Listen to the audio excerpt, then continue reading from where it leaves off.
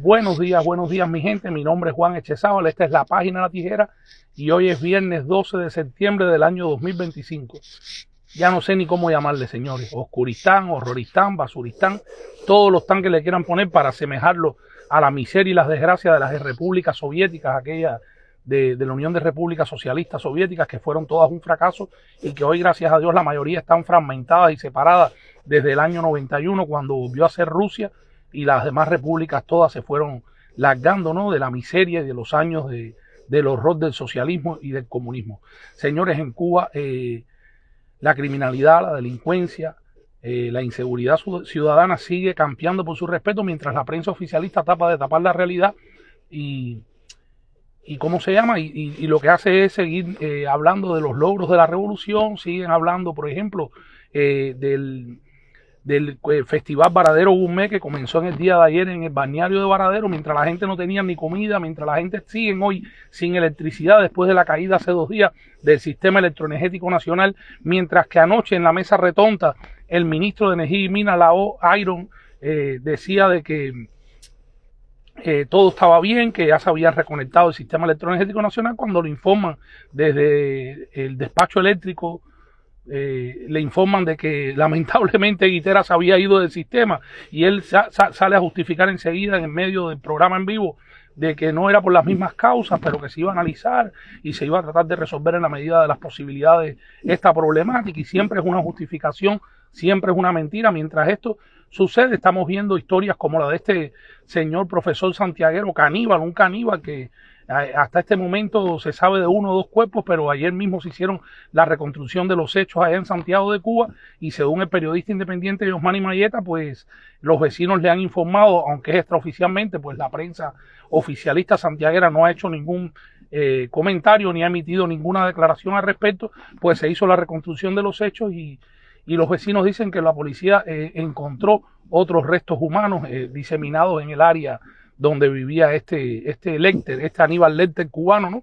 que bajo un disfraz de un profesor, de una gente muy querida y conocida en la comunidad, lo que se escondía era un monstruo. También vimos que en las últimas horas fue capturado otro asesino en series que se había escapado de una prisión, andaba armado y peligroso, ya había acabado con la vida de un padre y un hijo allá en Bahía Honda, en Pinar del Río. También había matado a su expareja y había amenazado con terminar con la vida de la madre de sus hijas. Y afortunadamente, pues nada, el hombre ha sido capturado, tiene un disparo en la cabeza, se encuentra en estado crítico, había sido trasladado inicialmente al hospital de Artemisa y de ahí lo llevaron al hospital Calixto García en la capital cubana. Estas son las noticias que a boca de redes sociales diariamente nos enteramos en Cuba, porque por la prensa oficialista todo está bien. Según la prensa oficialista, en el triunfalismo este falso que se esconde detrás de la basura, detrás de la falta de medicamentos, de la destrucción del sistema hidráulico,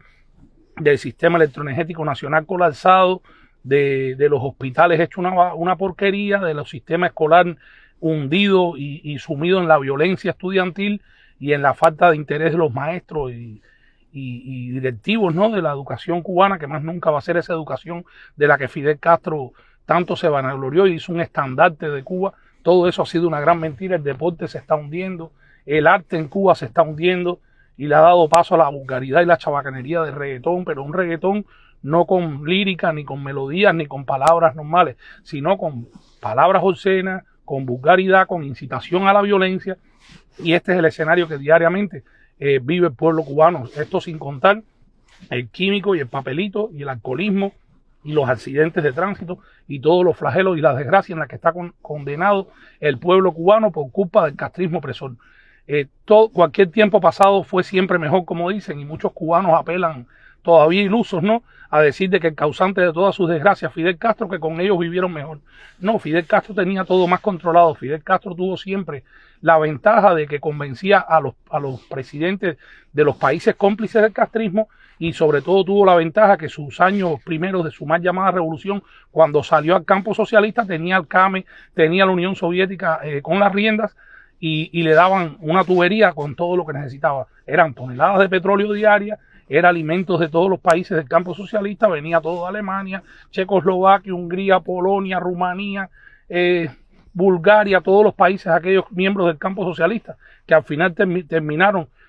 sepultando para siempre las banderas del comunismo y del socialismo, porque es sinónimo de muerte, de fracaso, de desgracia, de debacle económico, de debacle político y de debacle social. Pero el castrismo sigue abrazando esas banderas y las sigue abrazando porque es la única manera del régimen dictatorial en el poder seguir sosteniéndose en el poder a costa de la miseria, del hambre y de todas las desgracias en las que tienen condenado al pueblo cubano desde el 1 de enero de 1959. Niurka Chávez, buenos días, bendiciones desde Cuba. Bendiciones, Niurka, para ti. Junia Ricardo, buenos días, Junia. Mi gente, los que me están siguiendo desde Cuba, díganme, porque según el Ministerio de Energía y Minas y la Unión Eléctrica de Cuba y la prensa oficialista y el primer ministro Manuel Marrero y hasta el mismo dictador designado Miguel Díaz-Canel Bermúdez, que todavía no ha dado la cara, nada más que se ha mantenido escuetamente y mediáticamente después que regresó de su paseo con su comitiva dictatorial por Asia,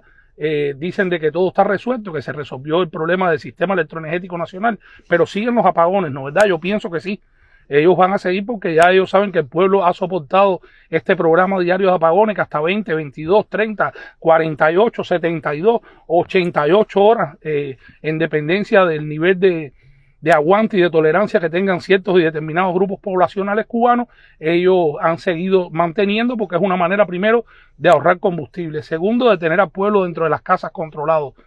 y doblegado, y tercero, pues no les interesa porque como al pueblo mismo no le interesa y aguanta y sostiene ese abuso continuado por más de 2 años y 9 meses de este programa de apagones del régimen opresor castrista, pues ellos siguen vendiendo el petróleo que les viene de los países del mundo, ellos siguen haciéndose cada vez más ricos, siguen montando nuevos negocios, abriendo nuevos hoteles, creando nuevos eventos de gastronomía, mientras en Cuba el pueblo no tiene prácticamente nada que comer, mientras no tiene ni el combustible para poder cocinar los pocos alimentos que puede llevar a su mesa, el régimen se desconecta y se desentiende totalmente de las crecientes necesidades de los cubanos que están viviendo una crisis existencial, están viviendo bajo una crisis humanitaria como nunca antes en los 66 años de la mal llamada revolución. Y el mundo vira los ojos complacientes y indiferente, ¿no?, a la desgracia del pueblo cubano, porque ningún medio de prensa internacional se hace eco de esta grave situación que está viviendo el pueblo cubano y los embajadores allí, salvo el embajador de Estados Unidos que constantemente se codea con el pueblo y sale a las calles cubanas y conoce de primera mano la realidad, ¿no?, de lo que está sucediendo en Cuba y alza su voz desde la sede de la embajada estadounidense en La Habana por los derechos del pueblo cubano, por la libertad, por el fin de la tiranía opresora castrista que tiene ese pueblo condenado al hambre, a la miseria y a tanta desgracia. Ningún otro diplomático del mundo acreditado dentro de Cuba, ni ningún organismo internacional alza su voz por la libertad y por los derechos del pueblo cubano. Omar Pérez Jauregui, yo no me acuerdo de ningún alimento del campo socialista, solo pimientos rellenos de Bulgaria, arroz a la jardinera también de Bulgaria, la leche en polvo y la carne en lata de Rusia, nada más. No, venían de todo, venían pomos de ciruela, venía de todo prácticamente, sí venían cosas, los jugos vulgar aquellos, las compotas de manzana rusa que eran ácidas y de ciruela que eran súper ácidas, pero que la gente la tiene que seguir, ¿cómo se llama esto?, recordando con mucho cariño y mucha nostalgia, porque por lo menos ahora que no tienen nada, en aquel momento tenían algo, tenían la porquería que venía de los países comunistas, pero tenían algo, también tenían el perfume Moscú rojo, tenían las matrioscas, tenían los proyectores para entretenerse, porque tenían electricidad también. Realmente en aquellos años 70 y 80 la electricidad se iba muy poco, pero también había muy pocos lugares electrificados en Cuba en aquel entonces, porque los campos todavía se mantenían prendiéndose con quinqué y con algunas plantas eléctricas. Te lo digo por mi propia vida, porque mi propia experiencia de vida, porque mi bisabuelo vivía en Meneses, en la Loma allá, pero tenía su planta eléctrica. A las 10 de la noche, por supuesto, la planta eléctrica se apagaba y era dormir hasta las 6 de la mañana que volvían a prender la planta eléctrica para él poder oír en la radio reloj y radio rebelde y toda esa porquería, porque le gustaba mantenerse, ¿no?, al tanto de lo que sucedía. Él era carpintero y tenía también que prender la sierra y todo su indumentaria esta de carpintería allí, que estaba la carpintería a un costado de la casa en Meneses.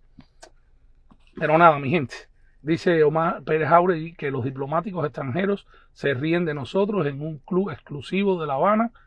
el vedado contra, inclusive en todos los lugares exclusivos, y comen también y ordenan la comida de sus sedes diplomáticas en las MIPYME y en las paladares de los hijos, nietos y miembros de la cúpula dictatorial y celebran en los restaurantes de la hija de Carlos Laje Dávila y compran en el supermercado de Mariela Castro Espín y este testaferro italiano de la dictadura castrista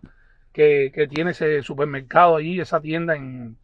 la calle Galeano, lo que antes era el Tencent de Galeano. Por supuesto, a los extranjeros miembros del cuerpo diplomático acreditado en Cuba no les interesa para nada. Omar Sayuta Quechel, bendiciones, mi hermano. Ahora estuve en la madrugada ahí viendo que me habías mandado un mensaje. Ahora cuando termine la directa nos comunicamos.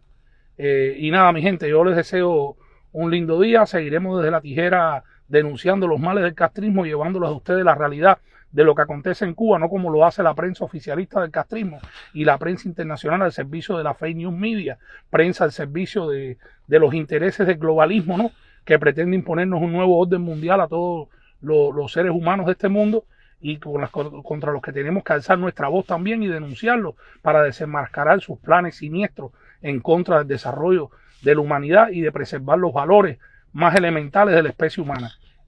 Yo les deseo un lindo fin de semana, muchísimas bendiciones a todos y les recuerdo, mi nombre es Juan Echezábal y esta es la página La Tijera. Bendiciones para todos, que Dios me los bendiga y tengan un buen día.